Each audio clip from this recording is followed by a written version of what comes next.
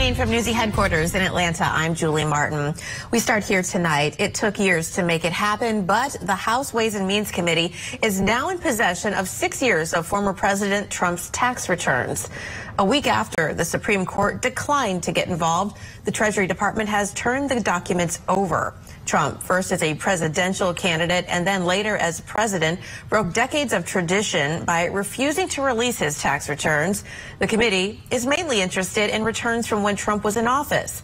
They're looking into how the IRS audits and the returns of a sitting president. Here to talk more about the implications of this is Ronald Chapman, who is a federal defense attorney. Ronald, thank you so much for joining us here on Newsy. Let's start with what kinds of crimes you would be looking for in general from a person's tax returns. Well, I think we're looking for improper deductions to begin with. We're looking to see if Donald Trump is taking improper depreciation, trying to hide assets. That's not the focus of the House Ways and Means investigation, but certainly the federal prosecutors that are already looking into them are going to peruse through those tax returns, as well as the New York DA that received them, I believe, last March. And Ronald, the House Ways and Means Committee is on the receiving end of these documents. They're primarily interested, though, in the returns from when Trump was actually president. So what does that suggest they might be looking for? Well, the authorized purpose that was indicated in the subpoena and also the Supreme Court filings indicated that they were trying to look and see if they can improve how they process presidential tax returns. Many people thought that was a subterfuge, and that wasn't really the reason. They thought that it was a witch hunt. But now they're going to be limited to reviewing these tax returns for the authorized purpose that they requested, which is to improve the tax code and to improve the review of presidential returns.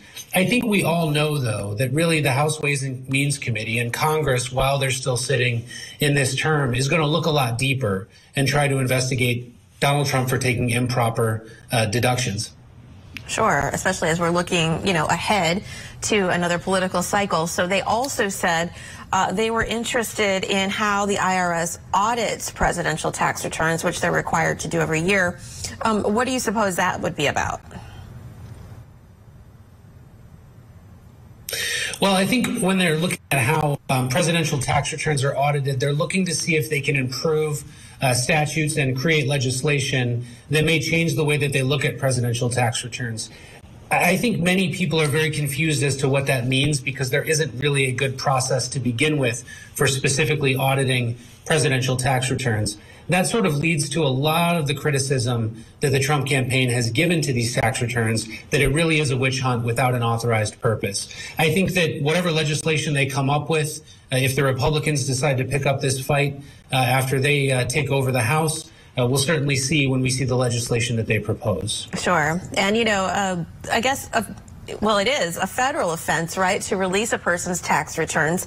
So what's the likelihood the general public will ever get a look at these documents? And Julie, I think that's the big question here. Will the public actually get to see these documents? Well, it is a federal offense, as you indicated. It's a 5-year felony to improperly release tax returns. Now, we know, just like the Supreme Court, Congress has had leaks. And if these tax returns get into the hands of some folks in Congress, there is possibly a leak. But the fact that the GOP is taking over the House after January indicates to me that if there was any leak of Donald Trump's tax returns coming from the House Ways and Means Committee, we would expect a pretty swift investigation come January. I don't think the public are going to see the returns. I don't think that they'll be leaked. And if they are leaked, I think that there could be an investigation and potentially prosecution. All right. Federal Defense Attorney Ronald Chapman, thank you so much for weighing in on all of this tonight. We appreciate it.